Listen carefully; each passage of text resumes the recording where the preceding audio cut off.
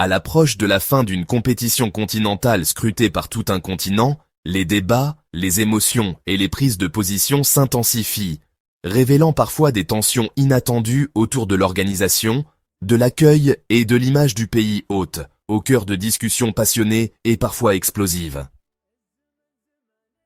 La Coupe d'Afrique des Nations organisée au Maroc suscite depuis son lancement de nombreux commentaires, majoritairement élogieux, concernant la qualité des infrastructures, la gestion logistique et le déroulement global de l'événement.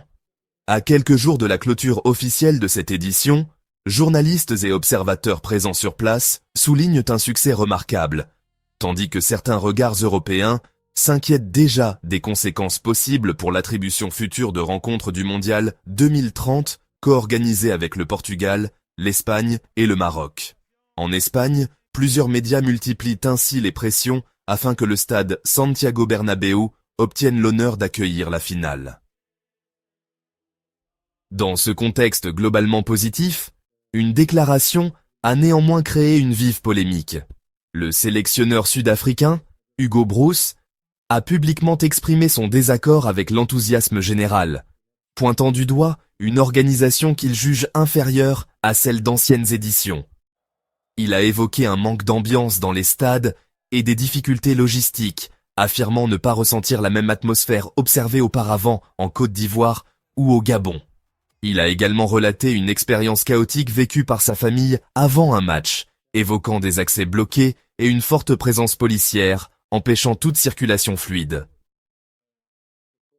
Ces propos ont provoqué une réaction immédiate et virulente en Afrique du Sud, dépassant rapidement le cadre sportif pour prendre une tournure politique. Le ministre sud-africain des Sports, Gayton Mackenzie, est intervenu publiquement pour condamner fermement les paroles de son sélectionneur. Selon lui, la compétition organisée au Maroc représente tout simplement la meilleure Coupe d'Afrique des Nations jamais réalisée. Visiblement agacé, le ministre a rappelé qu'il est inacceptable de critiquer un pays hôte sur son propre sol, estimant que de telles déclarations manquent de respect. Il a souligné que le sélectionneur, logé dans des hôtels, ne pouvait pas juger l'ambiance réelle ressentie dans les rues.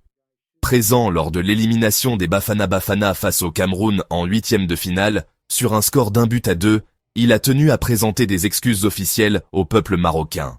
Il a salué l'excellence des stades, l'organisation globale et le message fort envoyé au monde, affirmant que l'Afrique démontre sa capacité à accueillir des événements sportifs d'envergure mondiale.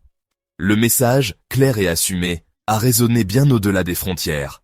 Cette prise de position officielle a renforcé l'idée que l'organisation marocaine restera une référence durable, marquant les esprits, consolidant la fierté continentale et rappelant l'importance du respect, du contexte et de la responsabilité dans la parole publique.